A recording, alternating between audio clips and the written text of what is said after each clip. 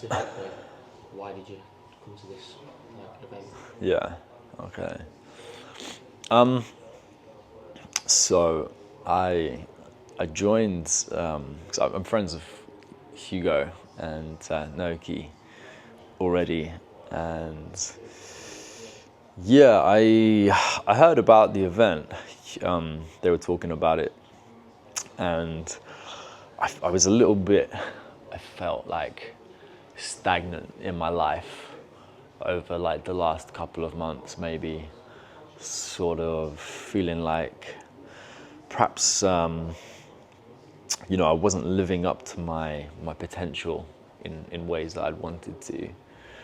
Maybe not like showing up in my life in ways that I know I could. Maybe feeling like a little bit like lacking confidence in certain areas, or just not giving everything that I could, and I sort of felt like I needed a bit of a support network, and something challenging that would push me. And I decided to come on this trip because I love the mountains. I haven't been in the mountains for some time. Like I kind of grew up like skiing and snowboarding, but I haven't been in a long time, and I've missed the environment of being in the mountains. And I was really coming more for that, like just to be in the environment and do something that I haven't really done before, to challenge myself. And the truth is, like, the trip was different to what I expected in a number of ways. It's it's been quite transformational in a way that I hadn't expected. Firstly, just the group of guys that have been on the trip have just been incredible. Every person, has just really blown me away in a lot of ways in the conversations that I've had along the way, with their own stories, the way that they've been able to open up and be vulnerable about themselves and about what they've gone through in life, has been really powerful. I've been very inspired by everyone that's been on the trip, and I think it's really created this incredible bond between everyone. We've done something really hard, physically fucking hard. And I think when you go through an experience like that, only met pretty much all of these guys, apart from Hugo and Naoki. Like, I've met everyone only just 3 days ago. But I feel like we've known each other for much longer than that now, because even though it's a very short space of time, the experience and the bond that you make goes much deeper, so much quicker. And I think that was the thing that I wasn't expecting. I'm gonna take away a lot from this trip. It's something I'll remember for the rest of my life. I feel like it's changed me in ways that I haven't expected. It's given me a lot to think about. What is that something that you think you're going to take away? Are you going to implement it into your everyday life? Yeah, I mean, I talked earlier about I hadn't really noticed it. Maybe it was too much of an obvious metaphor, and I hadn't really noticed it. But just the concept of climbing a mountain, it's interesting. Like, now that we're back in Marrakesh and back in a comfortable setting, not freezing our asses off and in fucking loads of pain, climbing up a freezing cold mountainside. But now we're back on flat ground. It became like really apparent to me, like that stark metaphor that, it's kind of a perfect parallel for so much in life. What we've just the experience that we've just gone through, and the emotions that it brought up for me along the way. You know, we had some moments that were really challenging, and at points I didn't think that maybe I was going to be able to do it. You know, I felt exhausted at certain points, and you know, maybe felt like quitting once or twice, and didn't know if I could or wanted to carry on at points, you know, along the journey. But I was able to find the determination and the strength within me to get myself to the top. And I don't know if I would have done it if I was on my own, firstly. And because I had the strength and the unity of the Brotherhood with me, I was able to do it, you know? And it just shows you that, like, it's a perfect metaphor for life, and perfectly translates into so many different areas of your life. It's like, yeah, if you have like a really big task ahead of you or in front of you, something you want to achieve in your life that seems unsurmountable, you know, or it seems really difficult anyway. If you're trying to do it alone, you know, even with strong willpower, you might not make it, because the thoughts that will come up in your mind when you hit hard times tell you to quit. You know, unless you've got crazy levels of perseverance, you know, you might not get there.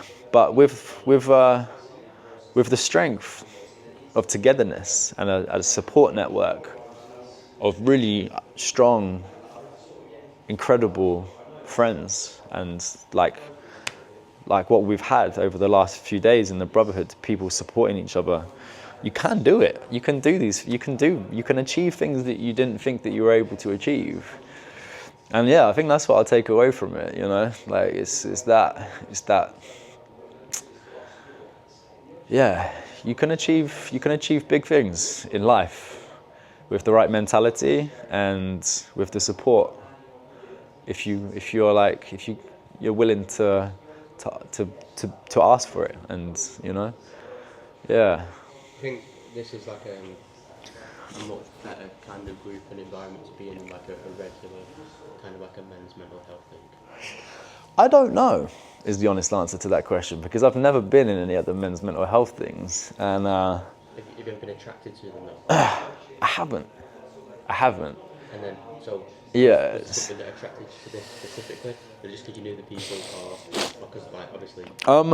Yeah. To be honest, like I've had a resistance to doing something like this. If I'm honest, I've had a resistance to doing quote unquote men's groups and that kind of stuff. I've got other friends, really good friends of mine, that actually run other men's groups and retreats and stuff. And I don't know, man. It's something I've probably had an aversion to or avoided for whatever reason. I don't know. It's not something that that's called me or that I've wanted to go to. I think I've been having a bit of a difficult time, like with my mental health over the last like 6 months, I would say, which is perhaps why I was more inclined to want to come on this trip. Would I have come if I hadn't known Naoki and Hugo separately? I don't know, but I came because I wanted to do this trip. And the truth is, after having done this trip and had the experience of the Brotherhood and met these men that have shown up, I'm all in. Like, you know, I'm in it for life now. You know, like I will be on the next one, and I will tell people, friends of mine that are struggling, about it, and not even that maybe are struggling, just anyone, you know, like it's not what I expected in the best possible way. You know, everyone has been incredible, and yeah, it's given me more than I could have expected or hoped for this trip. And it's been quite a profound experience, actually. Yeah. I personally think it is quite important to let people know, even if you wouldn't suspect them to necessarily need it. Yeah. Because I came on this trip basically for work. I would never even consider a men's mental health retreat, right? If I Yeah. ever saw it on Facebook, Instagram, Be I would like, just swipe past whatever. it. Yeah. Yeah. But then, like being prompted with questions, even though I weren't necessarily in the group, Yeah.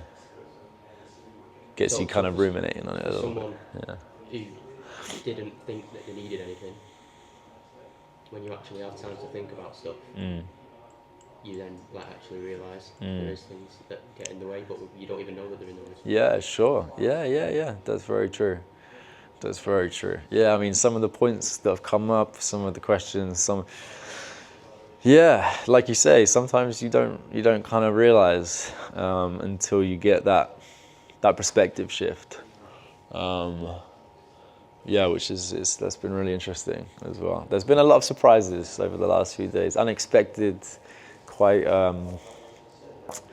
profound and insightful surprises that have really like triggered some thoughts and feelings in me that I didn't expect to come up. Yeah. So, yeah. Is there what's been your best moment? Wow, best moment. Hard to say. There's a couple that stick out, I think. So I think when we got to the kind of what I would say was probably the midway point from the refuge trying to get to the summit.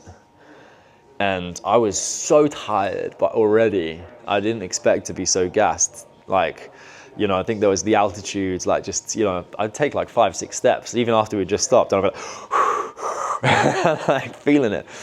And so it was a real push. It was a lot of perseverance. And then we stopped to take a rest. And I'd just been like really concentrating so hard on just putting one foot in front of the other for like what felt like a long time. And I hadn't, and it had been dark as well. So we were just walking in the darkness and I was looking at my feet in the snow.